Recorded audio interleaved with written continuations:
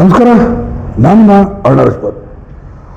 ಇವತ್ತು ಈಗ ಮಾತಾಡೋಕ್ಕೆ ಬಂದಿರೋಂಥದ್ದು ನಮ್ಮ ಕುಡ್ಲಾ ರ್ಯಾಂಪೇಜ್ ಅವ್ರದ ಸಂಪಾದಕರಾದಂಥ ಅಜಯ್ ಅಂಜನ್ ಬಗ್ಗೆ, ಮತ್ತು ಈ ಗ್ಯಾಗ್ ಆದೇಶ ಅಂದ್ರೇನು, ಜಾನ್ ಡಾಯ್ ಆರ್ಡರ್ ಅಂದ್ರೇನು, ಇದ್ರ ಬಗ್ಗೆ ಮಾತಾಡೋವಂಥದ್ದು, ಮತ್ತು ವಾಕ್ ಸ್ವಾತಂತ್ರ್ಯ ಅಂದ್ರೇನು, ಅಭಿವ್ಯಕ್ತ ಸ್ವಾತಂತ್ರ್ಯ ಅಂದ್ರೇನು, ಇದ್ರ ಬಗ್ಗೆ ನಾನು ವಿಸ್ತೃತವಾಗಿ ವರದಿ ಮಾಡೋಕ್ಕೆ ಅಂತ ಈಗ ಬಂದಿದ್ದೀನಿ.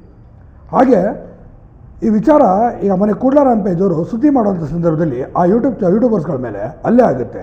ನಿಮಗೆ ಗೊತ್ತಿರಲಿ, ಯಾರು ಈ ಅನಾಮಿಕ ವ್ಯಕ್ತಿ ಬಂದಿರ್ತಾನೆ, ಬಂದಂಥ ಸಂದರ್ಭದಾಗಲಿಂದನೂ ಕೂಡ ಸುದ್ದಿ ಮಾಡ್ತಿದ್ದೆ ಯೂಟ್ಯೂಬ್ನವರು. ಆ ಯೂಟ್ಯೂಬರ್ ಯಾವಾಗ ಸುದ್ದಿ ಮಾಡಿ ಅದ್ರ ಜಾಸ್ತಿ ದೊಡ್ಡದಾಗ್ತಿದೆ ಅಂದಾಗ ತದನಂತರ ಅಲ್ಲಿಂದ ಒಂದು 15 ದಿನ ಅಥವಾ ಒಂದು ತಿಂಗಳು ಬಿಟ್ಟೇನೆ ಮಾಧ್ಯಮದವ್ರು ಬಂದಿದ್ದು.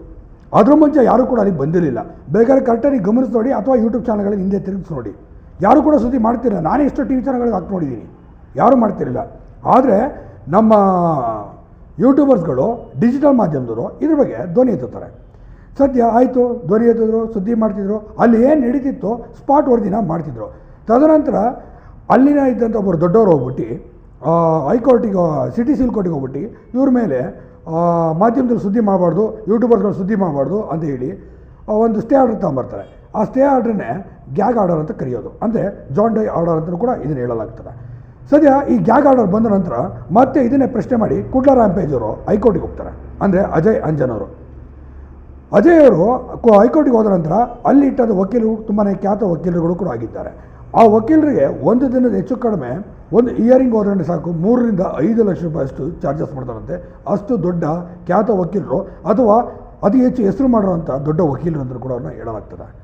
ಇಂಥ ವಕೀಲರು ಅಜಯ್ ಅಂಜನ್ ಅದೇ ಯೂಟ್ಯೂಬ್, ಅದೇ ಡಿಜಿಟಲ್ ಮಾಧ್ಯಮದಲ್ಲಿ ಬಗ್ಗೆ ಮಾಹಿತಿಗಳನ್ನ ಮತ್ತು ಏಕೆ ಸುದ್ದಿ ಮಾಡಬಾರ್ದು, ಸುದ್ದಿ ಮಾಡೋ ಎಲ್ಲ ಅಧಿಕಾರ ಅವ್ರಿಗಿದೆ ಅಂತ ಎಲ್ಲ ಅವ್ರ ವಾದ ವಿವಾದ ನೋಡ್ತಾರೆ. ತದನಂತರ ಹೈಕೋರ್ಟ್ ಕೂಡ ಹೇಳುತ್ತೆ, ಆರ್ಟಿಕಲ್ 19(1)(a) ಇದರಲ್ಲಿ ಸಂವಿಧಾನ ಕೊಟ್ಟಿರುವಂಥ, ಅಂದರೆ ನಮ್ಮ ಡಾಕ್ಟರ್ BR ಅಂಬೇಡ್ಕರ್ ಅವರು ನಮಗೆ ಕೊಟ್ಟಿರುವಂಥ ಹಕ್ಕಿನಡಿಯಲ್ಲಿ ಇವರು ಸುದ್ದಿಯನ್ನು ಮಾಡ್ತಿದ್ದಾರೆ.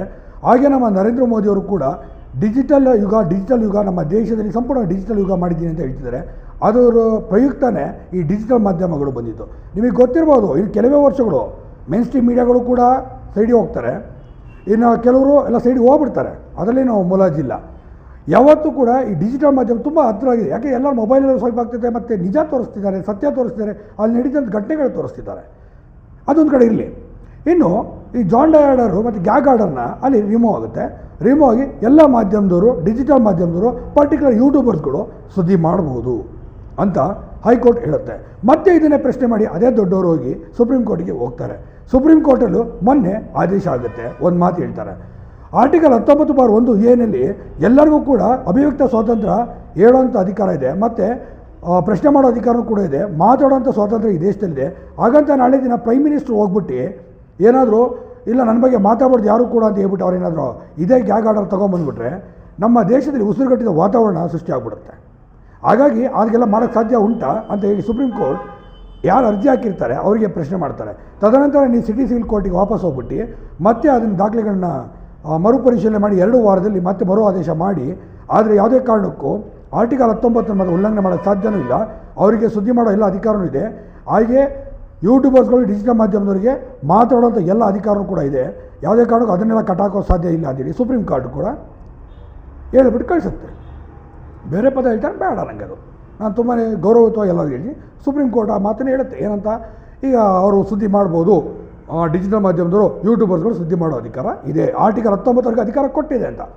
ಸರಿ ಆಯಿತು, ಆರ್ಟಿಕಲ್ 19 ಅಧಿಕಾರ ಕೊಟ್ಟಿದೆ ಅಂತ ಹೇಳ್ಬಿಟ್ಟು ನಾಳೆ ದಿನ ನನ್ನ ಪಕ್ಕದ ಮನೇಲಿ ಯಾರೋ ಒಬ್ಬ ಜಗಳಾಡ್ತಾನೆ ಜೊತೆ, ಫಾರ್ ಎಕ್ಸಾಂಪಲ್ ಯಾವುದೋ ಒಂದು ಹೆಸರು ತೊಗೊಳ್ತೀನಿ, ನನ್ನ ಸ್ನೇಹಿತನ ಒಬ್ಬ ಹೆಸರು ಚೇತನ್ ಅಂತ ಇರ್ತಾರೆ, ಅವರು ಜೊತೆ ನಾನು ಜಗಳಾಡ್ಬಿಡ್ತೀನಿ. ನಾಳೆ ಬೆಳಗ್ಗೆಗೆ ಜಗಳಾಡಿದ ತಕ್ಷಣ ನಂಗೆ ಆರ್ಟಿಕಲ್ 19 ನನಗೆ ಅಧಿಕಾರ ಇದೆ, ನಂದು ಹತ್ರ ಡಿಜಿಟಲ್ ಮಾಧ್ಯಮ ಇದೆ ಅಂತ ಹೇಳ್ಬಿಟ್ಟು ಅವ್ರ ವಿರುದ್ಧ ನಾನು ಮಾತಾಡೋಕ್ಕಾಗಲ್ಲ. ಈ ಕೊಟ್ಟಿರೋಂಥ ಅಧಿಕಾರ ಏನು, ಸ್ವಾತಂತ್ರ್ಯ ಏನು ಅಂತ ನೋಡೋಣ ಬನ್ನಿ. ಸರ್ಕಾರಿ ಇಲಾಖೆಗಳಲ್ಲಿ ಆಗುವಂಥ ಅನ್ಯಾಯ ಅಕ್ರಮಗಳನ್ನ ಪ್ರಶ್ನೆ ಮಾಡುವಂಥ ಅಧಿಕಾರ ಇದರಲ್ಲಿರುತ್ತೆ. ಮತ್ತು ಸಾರ್ವಜನಿಕವಾಗಿ ಮಾತಾಡ್ತಿರ್ತಾರಲ್ಲ ಯಾವುದೋ ಒಂದು ವಿಚಾರವಾಗಿ, ಅದ್ರ ಬಗ್ಗೆ ಕೂಡ ಮಾತಾಡೋಂಥ ಅಧಿಕಾರ ಇರುತ್ತೆ. ಬೇರೆ ಎಲ್ಲ ವಿಚಾರ ಮಾತಾಡಿರುತ್ತೆ, ಯಾವುದೇ ವೈಯಕ್ತಿಕವಾಗಿ ಒಬ್ಬರನ್ನು ಟಾರ್ಗೆಟ್ ಮಾಡೋಕ್ಕೆ ಸಾಧ್ಯ ಇಲ್ಲ ಈ ಆರ್ಟಿಕಲ್ 19ರಲ್ಲಿ. ಅದನ್ನು ಸಬ್ ಕ್ಲಾಸ್ 2 ಕೂಡ ಈ ಮಾತನ್ನು ಹೇಳಲಾಗ್ತದೆ. ಹಾಗೆ ಆರ್ಟಿಕಲ್ 19 ಡಿಜಿಟಲ್ ಮಾಧ್ಯಮದವರು ಯಾರನ್ನ ಬೇಕಾದರೂ ಎಲ್ಲಿ ಬೇಕಾದರೂ ಮೈಕ್ ಇಟ್ಟು ಪ್ರಶ್ನೆ ಮಾಡುವಂಥ ಅಧಿಕಾರ ಹೊಂದಿದ್ದಾರೆ. ಅಂದರೆ ಈ ಸಾರ್ವಜನಿಕ ವಲಯದಲ್ಲಿ ಮಾತಾಡ್ತಿರಬೇಕು, ಅದೇ ವಿಚಾರವಾಗಿ ಪ್ರಸ್ತಾಪ ಆಗ್ತಿರಬೇಕು. ಫಾರ್ ಎಕ್ಸಾಂಪಲ್, ನಿಮಗೆ ಮತ್ತೊಂದು ಉದಾಹರಣೆಗೆ ನಾನು ಹೇಳ್ತಾ ಬಂದರೆ, ನಾಳೆ ಒಬ್ಬ ಸರ್ಕಾರಿ ಇಲಾಖೆಯಲ್ಲಿ ಒಬ್ಬ ಅಧಿಕಾರಿ ಲಂಚ ತೊಗೊಂಡಿರ್ತಾನೆ. ಆ ಲಂಚ ತೊಗೊಂಡ್ಕೊಂಡು ತಗ್ಲಾಕೊಂಡ್ಬಿಟ್ಟಿರ್ತಾನೆ. ಆ ತಗ್ಲಾಕೊಂಡಿದ್ದ ಬಗ್ಗೆ ಅವನ ಬಗ್ಗೆ ನಾವು ಸುದ್ದಿ ಮಾಡಿದ್ರೆ ಡಿಜಿಟಲ್ ಮಾಧ್ಯಮದವರು ಅದು ತಪ್ಪಾಗೋದಿಲ್ಲ. ಯಾಕೆ ಅವ್ರು ಲಂಚ ತೊಗೊಂಡ ಈಗ ಮಾಡಿದ್ದಾನೆ, ಈ ಥರ ಒಂದು ತಗ್ಲಾಕೊಂಡಿದ್ದಾನೆ ಲೋಕಾಯುಕ್ತರ ಕೈಲಿ ಅಂತ ಸುದ್ದಿ ಹೊಡಿಬೋದು. ಆದರೆ ಅಂತೆ ಕಂತೆ ಅಲ್ಲಿ ಅವನು ಲಂಚನೇ ತಗೊಂಡ್ಕೊಂಡಿರಲ್ಲ, ತಗೊಂಡ್ರೆ ಸಾಕ್ಷಿನೂ ನಮ್ಮ ಕೈಲಿರಲ್ಲ, ಏನೂ ಇರಲ್ಲ, ಅಂತೆ ಕಂತೆ ಅಂತ ಹೇಳ್ಬಿಟ್ಟು ಯಾವುದೇ ದಾಖಲೆಗಳು ಇಟ್ಕೊಳ್ದಲೆ ನೇರವಾಗಿ ಒಬ್ಬನ ಬರಲಿ ಬೆಟ್ಟು ತೋರಿಸಿ ಆರೋಪ ಮಾಡ್ತೀವಲ್ಲ, ಆಗ ತಪ್ಪಾಗುತ್ತೆ. ಆಗ ಆತ ಏನು ಮಾಡ್ತಾನೆ, ನಮ್ಮ ವಿರುದ್ಧ ಮಾನನಷ್ಟ ಮೊಕದ್ದಮೆ ಹೂಡುವಂಥ ಅಧಿಕಾರ ಅವನಿಗಿರುತ್ತೆ.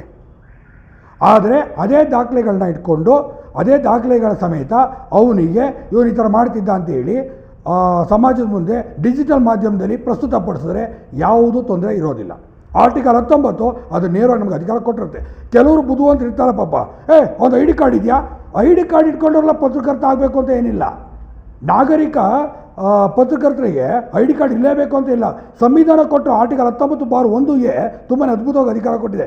ಅದು ಸೆಕೆಂಡ್ರಿ. ಡಿಜಿಟಲ್ ಮಾಧ್ಯಮಗಳಿಗೆ ಯಾವ ಥರ ಲೈಸೆನ್ಸ್ ಇರ್ತದೆ, ಯಾವ ಥರ ಇರುತ್ತೆ, ಅದು ತಗೊಳ್ಳೋದು ಬೇರೆ ಥರ ಇರುತ್ತೆ. ಅದಕ್ಕೆ ನಮಗೆ ಪತ್ರಕರ್ತರ ಸಂಘ ಅಂತ ಬೇರೆ ಮಾಡಿರ್ತಾರೆ, ಆ ಸಂಘದಲ್ಲೂ ಕೂಡ ಐ ಡಿ ಕಾರ್ಡ್ ಇರ್ತವೆ, ಅಲ್ಲಿ ಮಾಧ್ಯಮದಲ್ಲೂ ಕೂಡ ಇರುತ್ತೆ. ಅದು ಇರಲಿ, ಐ ಡಿ ಕಾರ್ಡ್ ಹಾಕ್ಕೊಂಡವರೆಲ್ಲ ನಾವು ಪತ್ರಕರ್ತರು ಆಗ್ಬಿಡ್ತೀವಿ ಅಂತಲ್ಲ, ಅಥವಾ ಮಾಧ್ಯಮದವರು ಸುದ್ದಿ ಮಾಡೋಂಥ ಆಗ್ತೀವಂತಲ್ಲ, ಅಥವಾ ಮಾಧ್ಯಮ ಮುಖ್ಯಸ್ಥರಾಗ್ತೀವಂತಲ್ಲ. ಹಾಗಾಗಿ ತುಂಬ ವಿವೇಚನೆಯಿಂದ ಆಲೋಚನೆಯಿಂದ ಮಾಡ್ಬೋದು. ಹಾಗಂತ ನೀವು ಕೇಳ್ಬೋದು ಪ್ರಶ್ನೆ, ಹಾಗಂತ ನಿಮ್ಮ ಸಮಾನ ಟಿ ವಿಗೆ ಯಾವತ್ತಾದರೂ ನಿಮಗೆ ಕಟ್ಟಾಕುವಂಥ ಕೆಲಸ ಆಗಿದಾವ ಅಂತ? 100ಕ್ಕೆ 100 ಆಗಿದೆ. 100ಕ್ಕೆ 100 ನನ್ನ ಮೇಲೆ ಕತ್ತಿ ಮಸ್ತಿದ್ದಿದೆ. 100ಕ್ಕೆ 100 ನಮ್ಮ ಸಮಾನ ಟಿ ವಿನ ನಿಲ್ಲಿಸಬೇಕು ಅನ್ನೋ ಲೆಕ್ಕದಲ್ಲಿ ಹೋಗಿದ್ದ ತನಕ ಇದೆ. ಆದರೆ ನನಗೆ ಕಾನೂನು ತುಂಬಾ ಚೆನ್ನಾಗಿ ಅರಿವಿದೆ. ಹಾಗೆ ನಮ್ಮ ಚಾನಲ್ಗೆ ಕೆಲವು ಖ್ಯಾತ ವಕೀಲರುಗಳು ಕೂಡ ಸಜೆಷನ್ಸ್ ಕೂಡ ಇದೆ. ಇತ್ತೀಚೆಗೆ ನಮ್ಮ ಮಾನ್ಯ ಖ್ಯಾತ ನಟರಾದಂಥ ಜಗ್ಗೇಶ್ ಅವರು ಕೂಡ ನಮ್ಮ ಚಾನಲ್ ಮೇಲೆ ಸ್ಟೇ ತಂದಿದ್ದರು, ಇಂಜೆಕ್ಷನ್ ಆರ್ಡರ್ ತಂದಿದ್ದರು. ಅದಕ್ಕೆ ಸಂಬಂಧಪಟ್ಟಂತೂ ಕೂಡ ನಾವು ಮಾತಾಡಿದ್ವಿ, ಅವ್ರ ಕೈಲೇ ಮಾತಾಡಿ ಸಮಸ್ಯೆನ ಮ್ಯಾಕ್ಸಿಮಮ್ ಬಗೆಹರಿಸ್ಕೊಂಡಿದ್ದೀವಿ. ಆಗುತ್ತೆ. ಹಾಗೆ ನಮ್ಮ ಚಾನಲ್ನಲ್ಲಿ ಏನಂದರೆ ಒಬ್ಬರು ವ್ಯಕ್ತಿ ಬಗ್ಗೆ ಅವರು ಜಗ್ಗೇಶ್ ಅವರು ಹೇಳಿದ್ದು ಅದನ್ನೇ, ನನ್ನ ಬಗ್ಗೆ ಈ ಥರ ಹೇಳಿದ್ದೀರಾ, ನನಗೆ ಯಾಕೋ ಸರಿ ಕಾಣ್ತಿಲ್ಲ ಅಂತ ಹೇಳಿದ್ರು. ಹೌದಾ ಸರ್, ನಿಮಗೆ ಬಗ್ಗೆ ಅದು ತಪ್ಪು ಕಾಣ್ತಿದೆಯಾ, ಆಯಿತು ಆ ಸುದ್ದಿ ಡಿಲೀಟ್ ಮಾಡ್ತೀವಿ. ಯಾಕೆಂದರೆ ನಮಗೂ ಹೌದು ಎಲ್ಲೋ ಪಕ್ಷ ಇದು ಸರಿ ಇಲ್ಲದೆ ಇರ್ಬೋದು, ಬೇಡ ಬಿಡಿ ಸರ್, ನಿಮ್ಮ ಮನಸ್ಸಿಗೆ ನೋವಾಗುತ್ತೆ ಇದು ಮಾಡ್ತೀವಿ, ಇಂಜೆಕ್ಷನ್ ಆರ್ಡರ್ ತೆಕ್ಕೊಳ್ಳಿ ಸರ್ ಅಂತ ಹೇಳಿದ್ವಿ. ಕೊನೆ ನಮ್ಮ ಕಡೆ ವಕೀಲರು ಇಟ್ವಿ, ಏನೇನೋ ಮಾಡಿದ್ವಿ, ಅದೆಲ್ಲ ಸರಿ ಆಯಿತು. ನಾವು ಜಗ್ಗೇಶ್ ಅವರು ವಕೀಲರೆಲ್ಲ ಮಾತಾಡಿ ಸರಿ ಮಾಡ್ಕೊಂಡಿದ್ದೀವಿ ಕೂಡ ಅದು. ಹಾಗೆ ಆರ್ಟಿಕಲ್ 19(1)ಗೆ ನಮಗೆ ಕೊಟ್ಟಿರುವಂಥ ಈ ಆದೇಶದಲ್ಲಿ ಈಗ ನಿನ್ನೆ ದಿನ ಹೈಕೋರ್ಟ್ ಕೂಡ 70 ಪೇಜ್ ಪುಟದಲ್ಲಿ ಆದೇಶ ಮಾಡಿದೆ. ಮತ್ತು ಸುಪ್ರೀಂ ಕೋರ್ಟ್ ಕೂಡ ಡಿಜಿಟಲ್ ಮಾಧ್ಯಮದವರಿಗೆ ಯಾವುದೇ ಐ ಡಿ ಕಾರ್ಡ್ ಇಟ್ಕೊಂಡು ಮಾಡಬೇಕು, ಇನ್ನೊಂದು ಮಾಡಬೇಕು ಅಂತ ಏನಿಲ್ಲ. ಅವ್ರು ಯಾರನ್ನ ಎಲ್ಲಿ ಬೇಕಾದರೂ ಸಾರ್ವಜನಿಕ ವಲಯದಲ್ಲಿ ಮಾತಾಡ್ತಾರಂಥ ವಿಚಾರಗಳ ಬಗ್ಗೆ, ನಡೀತಾರಂಥ ನೈಜತೆ ಬಗ್ಗೆ ಸುದ್ದಿ ಮಾಡೋದಕ್ಕೆ ಯಾವುದೇ ಅಡೆತಡೆಗಳಿಲ್ಲ. ಯಾರೇ ಅಡೆತಡೆ ಆ ಥರ ನೇರವಾಗಿ ನೀವು ಸುದ್ದಿ ಮಾಡಬಾರ್ದು ಅಂತ ನಿಮ್ಗೆ ನೇರವಾಗಿ ಯಾರಾದರೂ ನೋಟಿಸ್ ಕೊಟ್ಟರೆ ನೇರವಾಗಿ ಅವ್ರ ಮೇಲೆ ನೀವು ಹೈಕೋರ್ಟಲ್ಲಿ ಹೋಗಿ ರಿಟ್ ಹಾಕಿ, ನೇರವಾಗಿ ಆತ ಹೋಗ್ತಾನೆ ಜೈಲಿಗೆ ಕಟ್ಟಾಕುವಂಥ ಕೆಲಸ ಮಾಡಿದ್ರೆ. ಈಗ ಅದನ್ನು ಆದೇಶ ಬಂದಿದೆ, ಹೈಕೋರ್ಟಲ್ಲಿ ಬಂದಿದೆ, ಸುಪ್ರೀಂ ಕೋರ್ಟಲ್ಲಿ ಆದೇಶ ಇದೆ. ಆ ಆದೇಶ ಪ್ರತಿ ಇಟ್ಕೊಂಡೇ ಮಾಡಿ ಸಾಕು. ಹಾಗಾಗಿ ಅಷ್ಟು ಸುಲಭ ಅಲ್ಲ. ಯಾವುದೋ ಗೊತ್ತಿಲ್ಲದಂಥ ಪಾಪ ಈಗ ಕಾನೂನು ಗೊತ್ತಿಲ್ಲದಂಥ ಇರ್ತಾರಲ್ಲ ಅಂಥವ್ರುಗಳಿಗೆ ಎದುರಿಸ್ಕೊಂತಿರ್ತಾರೆ. ಬಟ್ ಕಾನೂನು ತುಂಬ ಚೆನ್ನಾಗಿ ತಿಳಿದಿರ್ತಾರಲ್ಲ ಅವ್ರಿಗೆ ಎದುರಿಸೋಕ್ಕಾಗಲ್ಲ. ನೇರವಾಗಿ ನಿಮ್ಮನ್ನು ಬೆಟ್ ಮಾಡಿ ಯಾವತ್ತಾದರೂ ನೀನು ಸುದ್ದಿ ಮಾಡೋಂಗಿಲ್ಲ, ನೀನು ಸುದ್ದಿ ಮಾಡಿ ಯಾವ ಅಧಿಕಾರ ಇದೆ ಅಂತ ಯಾರಾದರೂ ಒಬ್ಬರು ಪ್ರಶ್ನೆ ಮಾಡಿದಿ ಅವನು ನೇರ ನಾನು ಸುದ್ದಿ ಮಾಡೋಂಗಿಲ್ಲ ಅಲ್ವೇನಪ್ಪ, ಆಯ್ತಪ್ಪ ನಂಗೆ ಬರೋಂಗಿಲ್ಲ ಕೊಡು, ಆಯಿತು ನಾನು ಸುದ್ದಿ ಮಾಡೋಂಗಿಲ್ಲ ಅಲ್ವಾ, ನೀನೊಂದು ಹೇಳಿಕೆಯಲ್ಲಿ ಕೊಡು ಅಂತ ವೀಡಿಯೋ ಮಾಡ್ಕೊಳ್ಳಿ, ಬರ್ಸ್ಕೊಳ್ಳಿ, ರೈಟಿಂಗಲ್ಲಿ ತಗೊಂಡೋಗಿ ಕೇಸ್ ಹಾಕಿ ಹೈಕೋರ್ಟಲ್ಲಿ. ಈಗ ಮನೆಗೆ ಯಾವ ಆರ್ಡರ್ ರಿಮೂವ್ ಆಗಿದ್ರೆ ಆ ಆರ್ಡರ್ಸ್ ಕಾಪಿ ಸಮೇತ ಕೇಸ್ ಲಾ ಸಮೇತ ವಕೀಲರುಗಳು ಹಾಕ್ಕೊಂತಾರೆ. ಹಾಕ್ಕೊಂಡು ಆದ ನಂತರ ಅವ್ನಿಗೆ ಅದೇನು ಪನಿಷ್ಮೆಂಟ್ ಆಗಬೇಕು ಅದು ಕೋರ್ಟ್ ತೀರ್ಮಾನ ಮಾಡುತ್ತೆ. ಹೀಗಾಗಿ ಗ್ಯಾಗ್ ಆರ್ಡರ್ ಅನ್ನೋದು ಇಷ್ಟೇ.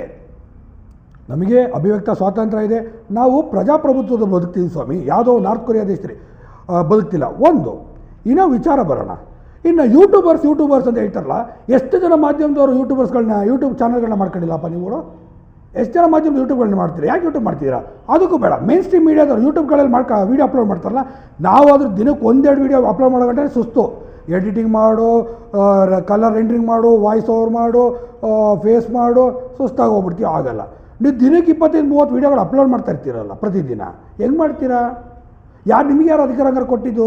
ನೀವು ಕೂಡ ಆರ್ಟಿಕಲ್ 19(1)A ಸಂವಿಧಾನದ ಅಡಿಯಲ್ಲೇ ನೀವು ಮಾಡೋದು. ಅದನ್ನು ಸಮಾಜದ ಮುಂದೆ ಹೇಳಿ ಹಂಗಂತ. ನಮ್ಮದು ನಿಮ್ಮ ಚಾನಲ್ಗಳು ನೋಡ್ತಿಲ್ಲ, ನಿಮ್ಮದು TRP ಎಲ್ಲ ಬಿದ್ದೋಗಿದೆ, ನಮ್ಮ ಚಾನಲ್ಗಳು ಚೆನ್ನಾಗಿ ನೋಡ್ತಿದ್ದಾರೆ. ಯೂಟ್ಯೂಬ್ಗಳಲ್ಲಿ ನಾವು ಸತ್ಯ ತೋರಿಸ್ತಾರಂತ ಡಿಜಿಟಲ್ ಮಾಧ್ಯಮದ ಪತ್ರಕರ್ತರ ಮೇಲೆ ತೋರಿಸ್ತಿದ್ದಾರೆ ಅಂತ ಹೇಳ್ಬಿಟ್ಟು ಹಾಗೇ ಸಾಧಿಸ್ಕೊಂಡು ಸತ್ಯ ತೋರಿಸಿದ ತಕ್ಷಣ ನಾವು ಇಟ್ಕೊಂಡು ಹೊಡೆದ ತಕ್ಷಣ ನಾವೇನು ದೊಡ್ಡ ಹೀರೋಗಳು ಅಲ್ಲ. ಅಲ್ಲಿನ ಪೊಲೀಸ್ ಅಧಿಕಾರಿಗಳು ಕೂಡ ಅದ್ರ ಥರ FIR ಹಾಕಿದ್ದಾರೆ. 150 170 FIR ಆಗಿದ್ದಾವೆ. ಎಲ್ಲರೂ ಊರು ಬಿಟ್ಟು ಹೋಗಿದ್ದಾರೆ ಅಲ್ಲಿ. ಈಗ ನಿನ್ನೆ ತಾನೇ ಧರ್ಮಸ್ಥಳ ಗ್ರಾಮಸ್ಥರು ಕೆಲವರು ಹೋಗ್ಬಿಟ್ಟು ಅದೇ ಯೂಟ್ಯೂಬರ್ ಪರ ನಿಂತ್ಕೊಂಡು ದೂರು ಕೊಟ್ಟಿದ್ದಾರೆ. ರಾಜ್ಯಾದ್ಯಂತ ಎಷ್ಟೋ ಜನ ಯೂಟ್ಯೂಬರ್ಸ್ ಪರ ನಿಂತು ದೂರು ಕೊಡ್ತಾ ಇದ್ದಾರೆ. ಅದೇ ಕುಡ್ಲ ರ್ಯಾಂಪೇಜ್ ಯುನೈಟೆಡ್ ಮೀಡಿಯಾ ಸಂಚಾರಿ ಸ್ಟುಡಿಯೋ ಪರ ನಿಂತ್ಕೊಂಡು ದೂರು ಕೊಡ್ತಿದ್ದಾರೆ. ನಾವು ಕೂಡ ಅವ್ರ ಪರ ನಿಂತ್ಕೊಂಡು ನಾವು ಕೂಡ ಧ್ವನಿಗೂಡಿಸ್ತಿದ್ದೀವಿ. ಇದೇ ಸುಪ್ರೀಂ ಕೋರ್ಟ್ ಮತ್ತು ಹೈಕೋರ್ಟ್ ಕೂಡ ಈಗ ಆದೇಶ ಕೊಟ್ಟಿದೆ. ಎಲ್ಲ ಪ್ರತಿಯೊಬ್ಬರು ಡಿಜಿಟಲ್ ಮಾಧ್ಯಮದವರು ಯೂಟ್ಯೂಬರು ನೀವು ಸಮಾಜದ ಮುಂದೆ ನಡೀತಾರಂತ ಎಲ್ಲಾದರೂ ಕೂಡ ಪ್ರಶ್ನೆ ಮಾಡೋ ಅಧಿಕಾರ ನಿಮಗೆ ಕೊಟ್ಟಿದ್ದೀವಿ ಅಂತ. ಯಾವುದೋ ID ಕಾರ್ಡ್ ಇಟ್ಕೊಂಡು ಹೋಗಿ ಅಂತ ಹೇಳಿಲ್ಲ. ID ಕಾರ್ಡ್ ಇಟ್ಕೊಂಡ ತಕ್ಷಣ ನಾನೊಬ್ಬ ಇದು ಹಂಗಾಗಲ್ಲ ಸ್ವಾಮಿ. ID ಕಾರ್ಡ್ ಇಟ್ಕೊಂಡಿದ ತಕ್ಷಣ ಅವನೊಬ್ಬ ಮಾಧ್ಯಮದವನು ಅವ್ನು ಮಾಧ್ಯಮ ನಡೆಸ್ತಿರಲ್ಲ, ಇಲ್ಲ ಪತ್ರಿಕೋದ್ಯಮ ಮಾಡ್ತಿರಲ್ಲ. ID ಕಾರ್ಡ್ ಇಟ್ಕೊಂಡು ಹೋಗ್ತಾ ಇದ್ರೆ ಅವ್ನು ಪತ್ರಕರ್ತ ಆಗ್ಬಿಡ್ತಾನ? ಅವ್ನು ಆಗ್ಬಿಡ್ತಾನ ಪತ್ರಕರ್ತ? ಮೊದಲು ಬರವಣಿಗೆ ಇಲ್ಲಾಂದರೆ ನಾವು ಹೇಳೋದ ರೀತಿ, ನಾವು ಸಮಾಜದ ಮುಂದೆ ಪ್ರಸ್ತುತಪಡಿಸೋವಂಥ ರೀತಿ ಮೊದಲು ತಲೆಯಲ್ಲಿ ಸಾಮಾನ್ಯ ಜ್ಞಾನ ಇರಬೇಕು ನಮಗೆ. ಹಾಗಾಗಿ ಹಂಗಾದ್ರೆ ನಾನೇನು ಭಾಳ ದೊಡ್ಡ ಇದು ಓದ್ಕೊಂಬಂದ್ಬಿಟ್ಟಿದ್ದೀನಿ ಅಂತ ಅಲ್ಲ, ಅಲ್ಪ ಸ್ವಲ್ಪ ತಿಳ್ಕೊಂಡಿದ್ದೀನಿ. ಯಾಕೆಂದರೆ ನಾನು ಚಿಕ್ಕದ್ರಿಂದ ನಾವು ಸ್ವಲ್ಪ ಇಂಗ್ಲೀಷ್ ಮೀಡಿಯಮ್ ಓದ್ಕೊಂಬಂದು ಇವಾಗ ಅನ್ಕೊಂಡಿರ್ತೀವಿ ಯಾಕೆ ನಮಗೆ ಕಾನ್ವೆಂಟಲ್ಲೆಲ್ಲ ಹಿಂಗೆ ನಮ್ಗೆ ಹೊಡೆದು ಟಾರ್ಚರ್ ಕೊಡ್ತೀವಿ ನಮ್ಮ ಶಿಕ್ಷಕರು ಅಂತ. ಅವತ್ತು ಅವ್ರಂಗೆ ಕೊಟ್ಟಿದ್ದಕ್ಕೆ ಇವತ್ತು ನಾವು ಅಲ್ಪ ಸ್ವಲ್ಪ ಜ್ಞಾನಿಗಳಾಗಿದ್ದೀವಿ ಅಂತ ನನ್ನ ಅಭಿಪ್ರಾಯ. ಅದರಿಂದ ಈ ಆರ್ಟಿಕಲ್ 19(1)A ಇಷ್ಟು ಹೇಳುತ್ತೆ, ಯಾವುದೇ ವ್ಯಕ್ತಿ ಒಬ್ಬ ಪರ್ಟಿಕ್ಯುಲರ್ ವ್ಯಕ್ತಿನ ವಿರುದ್ಧ ನಾವು ಟಾರ್ಗೆಟ್ ಮಾಡೋಕ್ಕೆ ಸಾಧ್ಯ ಇಲ್ಲ. ಯಾಕೆ ಅಂತಂದರೆ ಆತನಿಗೂ ಕೂಡ ಸಮಾಜದಲ್ಲಿ ಒಂದು ನೇಮು ಫೇಮ್ ಎಲ್ಲ ಇರುತ್ತೆ. ಆದರೆ ಆತ ತಪ್ಪು ಮಾಡಿದ್ದು ಸಮಾಜದ ಮುಂದೆ ಅಥವಾ ದಾಖಲೆಗಳ ಹತ್ರ ನಮ್ಮ ಹತ್ರ ಇದ್ದಾಗ ಖಂಡಿತ ಪ್ರಶ್ನೆ ಮಾಡ್ಬೋದು. ಖಂಡಿತ ಡಿಜಿಟಲ್ ಮಾಧ್ಯಮದವರಿಗೆ ಪ್ರಶ್ನೆ ಮಾಡ್ಬೋದು. ಮಾನ್ಯ ನರೇಂದ್ರ ಮೋದಿಯವರು ಸಹ ನಮ್ಮ ದೇಶ ಡಿಜಿಟಲ್ ಯುಗ ಆಗಲಿ ಕಷ್ಟಪಡ್ತಿದ್ದಾರೆ. ಇನ್ನು 4-5 ವರ್ಷ ಅದು 100% ನಮ್ಮ ಮೋದಿ ಸರ್ಕಾರ ಸಕ್ಸಸ್ ಆಗಿದೆ. 4-5 ವರ್ಷ ಎಲ್ಲ ಡಿಜಿಟಲ್ ಇನ್ನು ಆಲ್ರೆಡಿ ಬೇರೆ ದೇಶದಲ್ಲಿ ಡಿಜಿಟಲ್ ಮಾಧ್ಯಮಗಳು ಭಾಳ ದೊಡ್ಡ ಸ್ಥಾನದಲ್ಲಿ ಇದ್ದಿದ್ದಾವೆ. ನಮ್ಮ ದೇಶದಲ್ಲಿ ಈಗ ಚಿಕ್ಕ ಹೊಡೆದಿದೆ, ಇನ್ನು 4-5 ವರ್ಷ ದೊಡ್ಡ ಸ್ಥಾನದಲ್ಲಿ ನಿಲ್ಲುತ್ತೆ. ಈಗಾಗಲೇ ಅದು ಸಾಕಷ್ಟು ಚಾನಲ್ಗಳಲ್ಲಿ ಕೂಡ ನೋಡ್ತಾ ಇದ್ದೀರಾ ಈಗ ನೀವು. ಆದರೆ ಧರ್ಮಸ್ಥಳದಲ್ಲಿ ಇನ್ಸಿಡೆಂಟ್ ನಡೆದಿದ್ದು ಒಂದು ಕಡೆಯಿಂದ ಆಗ್ತಾ ಬಂತು. ನಮ್ಮ ಡಿಜಿಟಲ್ ಮಾಧ್ಯಮ ಮತ್ತು ಯೂಟ್ಯೂಬರ್ಸ್ ಪರವಾಗಿ ಎಷ್ಟೋ ಜನಕ್ಕೆ ಗೊತ್ತಿರಲ್ಲ, ದೊಡ್ಡರಿರ್ತಾರೆ. ಅವ್ರು ಯಾವ ಆಧಾರದ ಮೇಲೆ ಸುದ್ದಿ ಮಾಡ್ತಾರೆ? ಅವ್ರಿಗೇನು ID ಕಾರ್ಡ್ ಇರ್ತಾವ? ಅವ್ರದ್ದೇನು ಪೇಪರ್ ಇದ್ದಾವ?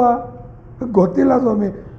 ಇಲ್ಲಿ ನಾನೀಗ ಒಂದು ಪತ್ರಿಕೆಯಲ್ಲಿ ಬರೀತಾ ಇದ್ದೀನಿ, ನನಗೂ ಗೊತ್ತಿ ಒಂದು TV ಮಾಧ್ಯಮದಲ್ಲೂ ಕೂಡ, ಖಾಸಗಿ ಒಂದು TV ಮಾಧ್ಯಮದಲ್ಲೂ ಕೂಡ ನಾನು ರಿಪೋರ್ಟ್ ಮಾಡ್ತೀನಿ. ಹಾಗಂತ ನಾನು ಯೂಟ್ಯೂಬ್ ಮತ್ತು ಫೇಸ್ಬುಕ್ನ ಮಾಡಲಿದ್ದೀನ ಮಾಡ್ತಿದ್ದೀನಿ. ಎಲ್ಲಿ ನನ್ನ ಸ್ವಂತ ಇದು, ಅದು ಬೇರೆಯವ್ರ ಕೈ ಕೆಳಗೆ ನಾನು ಕೆಲಸ ಮಾಡೋಂಥದ್ದು. ಇದು ನಾನು ಸ್ವಂತವಾಗಿ ನಾನು ಉದ್ಯಮ ಮಾಡ್ತಾರಂಥದ್ದು. ಹಾಗಾಗಿ ತಿಳ್ಕೋಬೇಕು. ತಿಳ್ಕೊಂಡು